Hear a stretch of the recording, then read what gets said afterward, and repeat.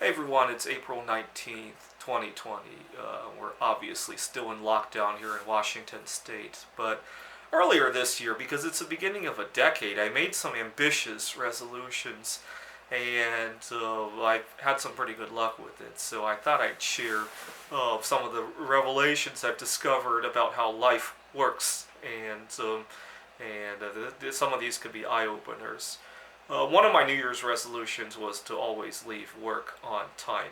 It's a little easier when I can do stuff online, right? I do a lot of tutoring, and now I meet with my students online, and it's on the computer. It's less personal to say that I have another student after you, or that I need to go right after you, and it's a little bit less personal. There's less pressure, and I hope I can carry that into my face-to-face life, right?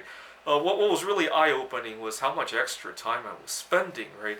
And I made the discovery that I was spending a lot more extra time than I thought, because I would often be rushing, right? Whether it be to go somewhere after the tutoring session, or whether it be cutting into my meal time or my sleeping time.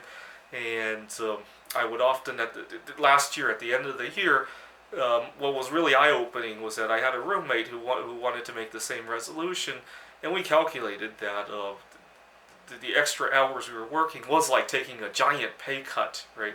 So if I tutor somebody for an hour or 2 hours and they're paying me some amount, but I end up going over by 10, 20 minutes, it adds up, right? In the course of a year, an extra 1 or 2 hours will add up to several weeks. I'll let you do the math on that.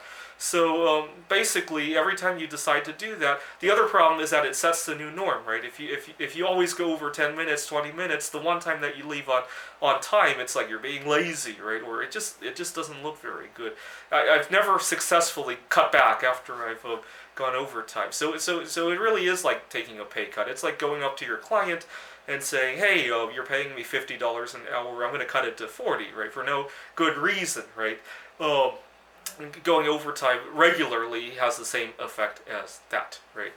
As a corollary to that, I also discovered lesson number 2 is if you don't ask for anything, right, whether it be to leave on time, whether it be in a relationship, if you don't ask for something, whether it be if you don't ask yourself for something, right, the answer is going to be no, right? So if you're worried about asking your client if you can leave on time, if you're worried about, if your client, I had a client who interrupted me coming too early. I was working at a tutoring center, and he came very early and interrupted me in something, and I should have had the courage to tell him, we got 15 more minutes, I think he would have listened to me, but I didn't even ask, and the result is as if he said, no, I can't wait 15 minutes. I got to start now, right? The result of me not asking was the same as that, right? So if you don't ask for something, the automatic answer is going to be no. Okay, lesson number 3. Every time you do something, whether it be to go to your favorite vacation destination, whether it be to go down the street to the mall, whether it be to do something with your significant other, or anything, right? I'll let you think about what are some pleasurable activities. You're eating your favorite meal. You'll never know when you're doing it for the last time in your life, right? That's a big revelation for me. It's hard for me to explain how I came up to that, but I had a few events where, oh my God, one day I'm going to be doing this and it will be the last time in my life. I'll let you think about if you've ever had that feeling in your life. Okay, lesson number 4, if you are single, how many partners do you have if you're single? Well, in a way, you have 7.8 billion of them, right? You're not constrained by having this one person telling you, oh, you can't talk to that person, you can't even look at that person the wrong way, right? I'll let you stew over that thought, but I think being single is a lot like having 7.8 billion partners. Well, after the social distancing thing ends, right? It will be like having 7.8 billion partners. So every time you're contemplating a relationship, you want to make sure to weigh that one against the 7.8 billion others, right? Okay. What is the most valuable thing in the world in terms of whether it be monetary value or life value? I think it is extra years in your life expectancy. Let me explain why. So on paper, I don't care about what it's on paper, but on paper I'm 32 years old. But recently, before all the social distancing, obviously, I had gone to Bellevue Library in downtown Bellevue, Washington, and this girl was interested in me. She sat down next to me to look at my. I was writing some computer games and just chat with me about various things, current events, and I knew she was way too young for me.